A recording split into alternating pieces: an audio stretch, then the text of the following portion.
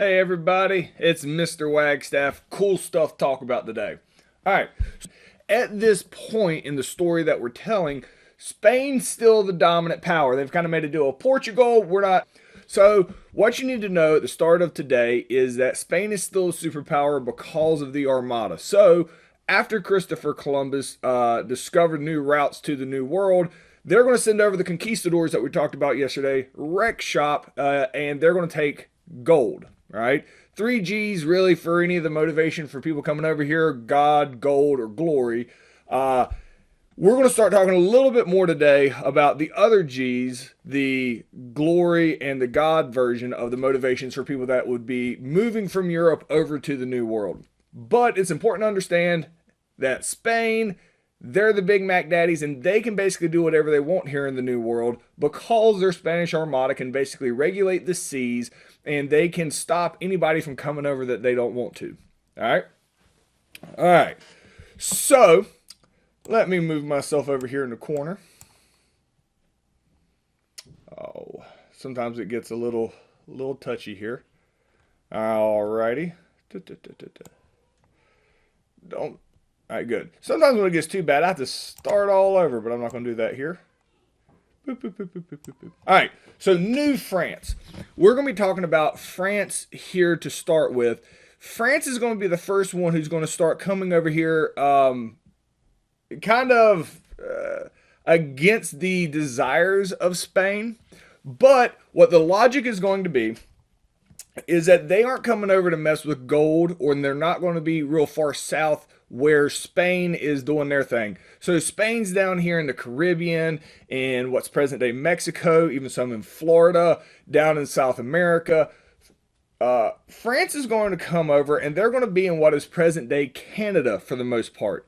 Now, they're not coming over looking for gold, but France is kind of sneaking over here because they want something that is extremely valuable in Europe, in France and England. So there's something over here that they want that they're going to sell. Beavers, specifically beaver skins. All right. So beavers. Here's another picture of a beaver. All right, big old chubby animals. So beavers. This picture here shows it. If you're not familiar with these animals, what do beavers do? They gnaw down trees and stuff. So there's a certain climate that beavers like to live in, which is the northern part of what is present day America and Canada and in Europe. All right, that's where beavers live. However, in Europe for a long time, beavers are absolutely devastating to the environment over there. The reason is because here's what they do. They chew on wood and they build dams. They block up rivers, and since all civilizations are built originally near fresh water and rivers, if a river floods, people can all drown. Or even worse, and it's more likely, they dam up a river 100 miles north, and all of a sudden an entire civilization wakes up and there's not water because the river has stopped 100 miles up. You can't go very long without water. And then all of a sudden, everybody dies. Beavers are one of the most dangerous animals in the minds of a lot of Europeans at the time, to the point where they are enemy number one. So you could make some money back when they started doing this. You could go out, if you killed a beaver and you took it to like town hall, whatever their version is, they would pay you probably in present day money, probably something like $100, maybe 50. All right. So they just want to get rid of these vicious, awful animals in Europe because they are devastating and they could kill an entire population, not on purpose, but their natural tendency is to build dams and block water, can cause a ton of issues. So by the time the New World is discovered, the beavers are pretty much eradicated from Europe. They don't exist. All right. Since people in Europe had known about the beavers, all right, they had realized there are some benefits to the beavers, specifically their skin. Their skin is warm, and keep in mind, we're talking about places in Europe that are very cold and wet. Beaver skins, all right, are fur and they're waterproof. If you have a beaver skin jacket, it's like a waterproof fur coat. All right. So you couldn't get them anymore because there were no more beavers in Europe. Once the New World is found, France is like, They want to come over to the New World and get beaver pelts and then take them back and sell them in Europe. So that is what the motivation is for the French to come over, and how they're going to make money is to get these little guys' fur right here. So this here shows you where it says where beavers live. This is the natural habitat of the beavers. If you can see, and I like this map because if where beavers live, this is where they actually live.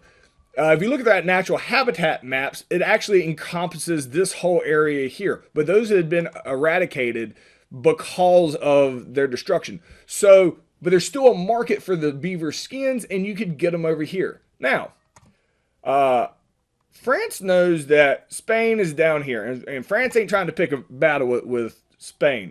So France is like, if we can just sneak north and come up into here, into the Canadian region, it wasn't called Canada at the time, but if we can come in the northern part here, Spain ain't going to care. As long as we ain't messing with no gold, there's not going to be anything there. We're going to come up here and we're going to get beaver skins. This happens pretty quickly for France, and it's relatively lucrative. And here's how easy it was for France. So the natives over here have never seen like plastic or little trinkets or stuff you get at like the dollar store. So those type of random trinkets are very rare in the New World because they have different colors and stuff and different dyes that you can put in, like, I say plastics, but just glass beads. Glass beads alone, the Native Americans thought it was like the most valuable thing, like more than gold. Like you had these colorful beads and stuff. So France would show up and be like, look at all these expensive beads I have. It cost them maybe $1.50 to make big bushels of them. And they would trade these beads, these glass beads, for beaver skins. So they'd show up, and the French didn't even have to hunt them. They would just be brought out to them with all these beaver skins, and they'd give them the trinkets, and then they'd sell right back to France. So France, they're not trying to set up any permanent settlements. They're just over here to get the beaver skins and head back. At the time, the French and Indians got along relatively well because all they did was really trade for the most part. There were skirmishes, but for the most part, they got along fine. Down here, the Spanish, they're not here to stay permanently. They're here to steal the gold and go back. The French, they're just trying to trade and go back. Nobody's trying to stay here permanently. And that's important as we get further into this story that we're telling here with colonization of the New World. This is just talking about some of the trade routes that are going to come in and try to trade. And there were a couple other things, but the main thing were the beaver pelts. And this is a picture of like natives trading beaver pelts to the French. The big barrel here might be filled with glass beads, and they were giving them a whole bunch. So, and this is as I was looking at pictures, this is what a beaver skin jacket looks like. I guess you can still get them. I mean, I guess why wouldn't you? But I don't know how awesome that looks if you're not in the 17 or 16 or 1500s. But it's a waterproof jacket. These things are crazy expensive in Europe. So this is very much a luxury good. So it was very much worth it for France to come over and do these types of tradings. And that's the question. The main reason for why France was coming over, it's for money, but it's the setup trade and has to do with the beaver skins. So as long as you understand that and just explain that in you'll be fine. And as always, feel free to pause me if you need to write that in. All right. So now we're going to talk about the English coming to America. There's a lot of motivating factors on why the English are going to come to America. All right. Whenever one society goes from one place to another, and we'll talk a lot about this in U.S. history, in American 1 and American 2, there's concepts called push and pull factors. A push factor is usually something that's negative, that's happening where you are, that is pushing you out, why you don't want to live there. A pull factor is something that pulls you in, all right? So right here, let's talk about some of the push factors that are taking place in England at the time and why the people in England weren't real happy with where they were. There is a horrible economy. Poor farmers in England were removed from their lands to make room for sheep, right? Because people were trying to have wool and things like that. So there's some drama there with the farmers being pushed off their lands. People needed jobs. Primogeniture. primogeniture is a big fancy word that means that the oldest son always inherits his parents' land. If you think of it like kings and stuff, where the oldest son becomes the king, they don't share the kingdom among, all the siblings. There's just one person that gets it. That is how inheritance worked. All right. And feudalism, we talked about that, but I want to show you, we talked about that in world history, if you remember, where people don't really own land. But I want to talk about this here. Now, as I look for graphs, this is actually one of the better graphs to explain it. This is a completely fictional version of primogeniture, even though it absolutely probably fits somewhere, if not a large area of Europe at different times. But this is actually primogeniture of how Westeros works, which is the fictional world in Game of Thrones. All right. So I put it up here. This is a fictional version of primogeniture, but it does explain it pretty well. I'll make myself a little smaller here. So you have a lord, a guy owns things. When he dies, all right, everything goes to the lord's younger son. All right. So obviously, because your kid has to be younger than you.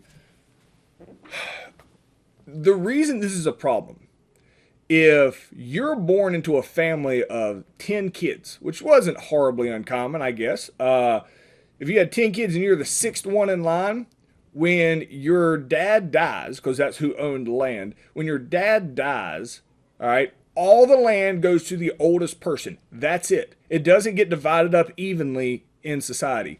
So what this does is makes the vast majority of people in England unable to own land because they're never going to inherit it. Feudalism, all right, also is where people are tied to the land, is still, it's kind of in its dying stages at the time, but it makes it nearly impossible to own land. If you can't own land, you can't own any of the stuff that you grow on the land. It was very, very, very difficult to survive in England unless you got born to a very lucky situation, all right? So the lack of land ownership was a big problem in England. In addition to that, there is religion, all right? So there's this thing called the Protestant Reformation, all right? Let me show you a map here. So in England, in Europe in general, everybody, generally speaking, is Christian, all right? There ends up being a split in the church. So you had the Catholic Church, all right? Then the Catholic Church is going to split basically between the Catholic Church and Protestantism, all right? People that are going to protest the Catholic Church. This all happens in the 1500s, all right? Protestantism is going to come out with Lutheranism, Presbyterian, the Baptist, Seventh-day Adventist. You're going to have a bunch of different versions of Christianity that are going to come out. This causes a problem in England at the time because the Catholic Church, whoever controls the church, has a very strong in the government because the Catholic Church can give money to the government to make sure that they stay in power.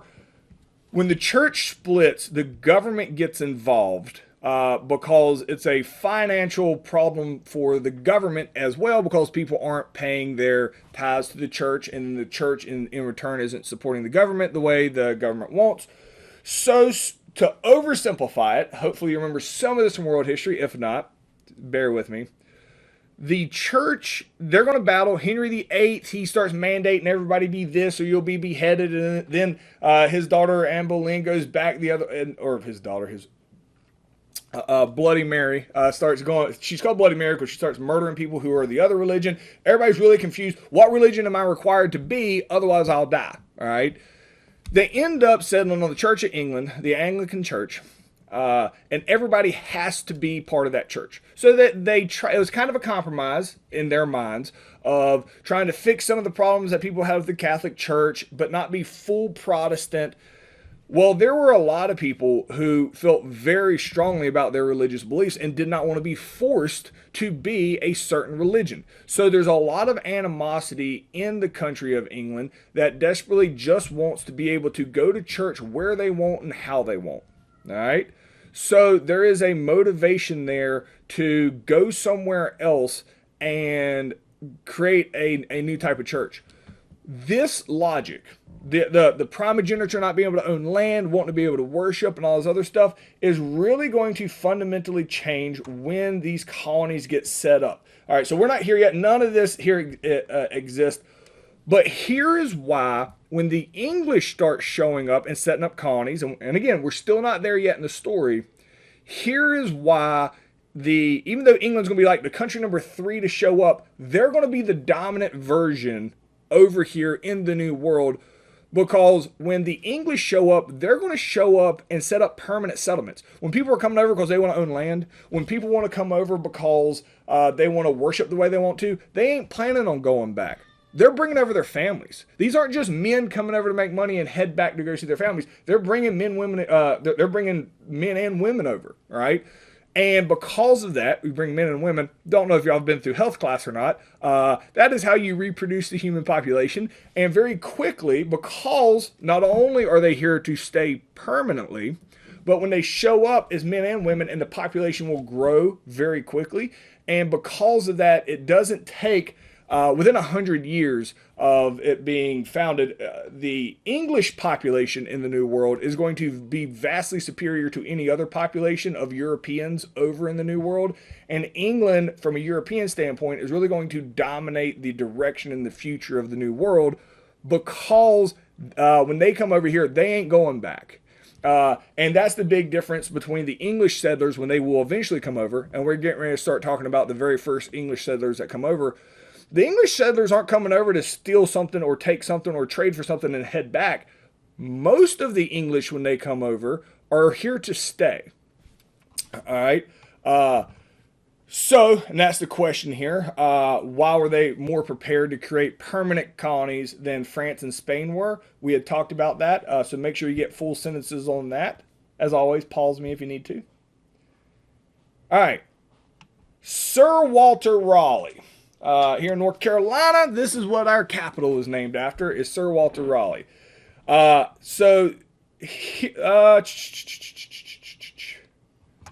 me show you this here map. This is the best way of showing it. Boop,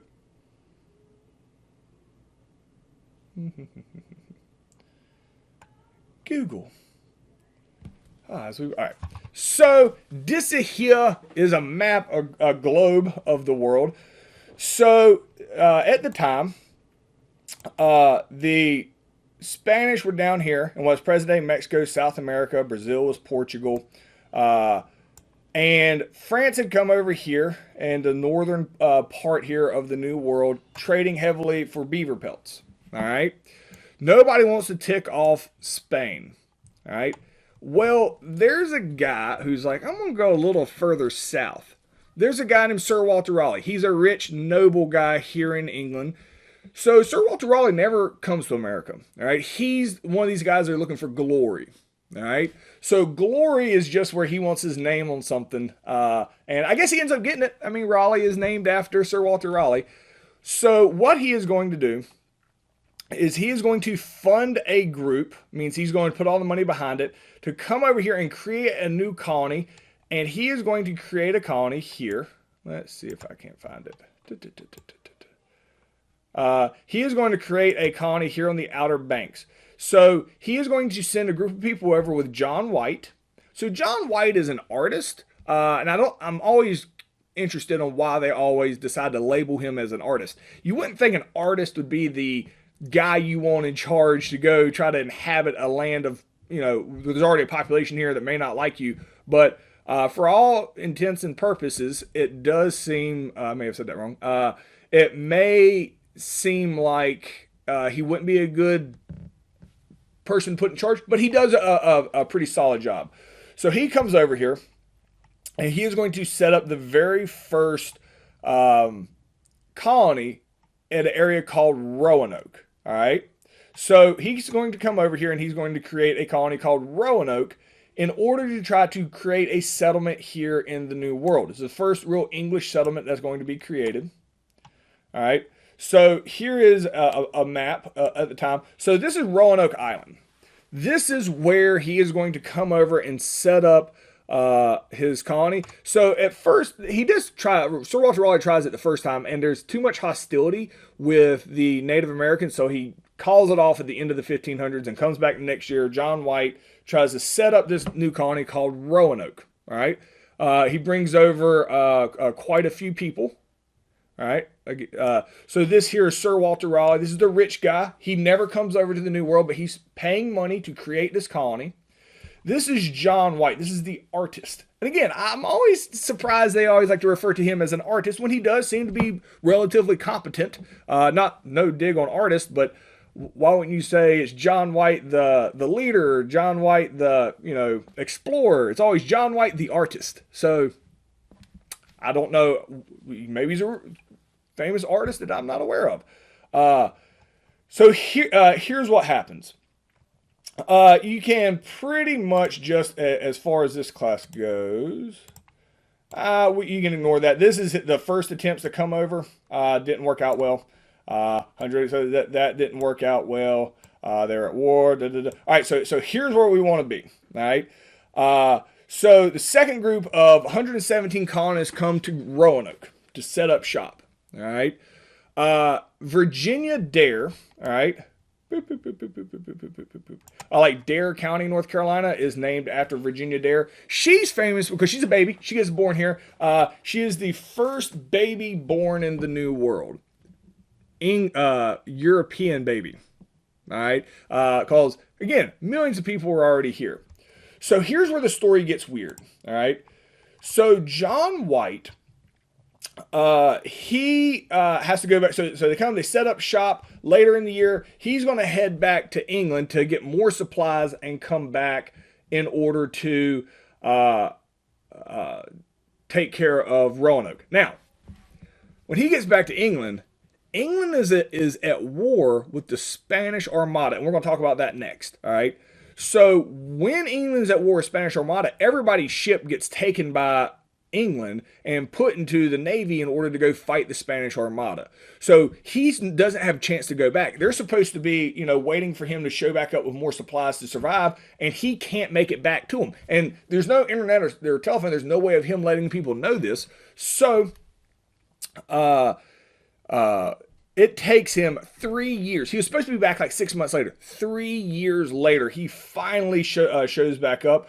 When John White shows back up, he finds out that the colony, poof, it's gone. Now, if it was just like, hey, it's gone, the mystery would still be there. But the mystery's even crazier because he shows back up.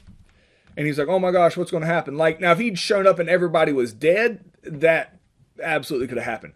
But he shows up and there's some weird things that have taken place.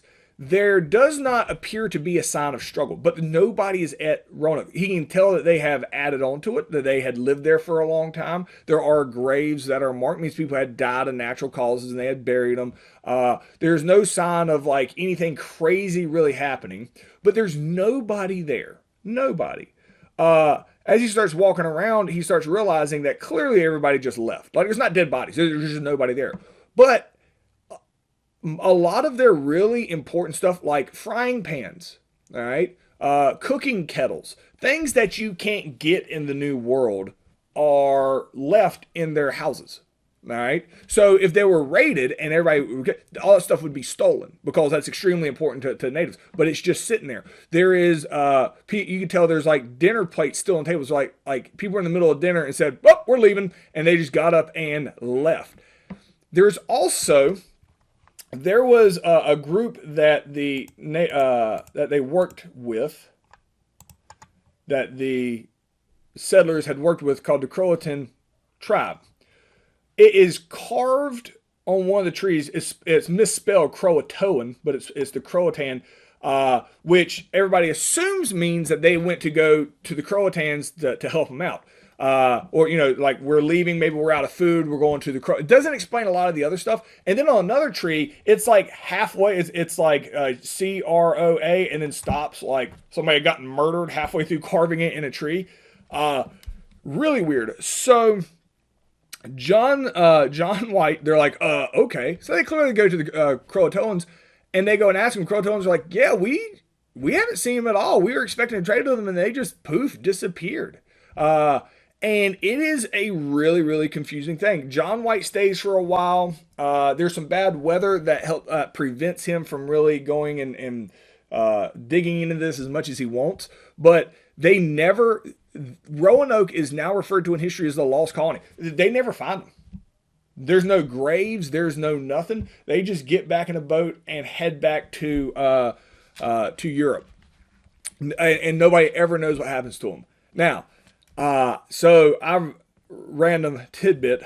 So while Europe never knows what happens to them, doing research in grad school for stuff on John Smith and Pocahontas, once Jamestown shows up, which we'll start talking about tomorrow, that they don't figure out, the natives are 100% confident of what happened to them. All right.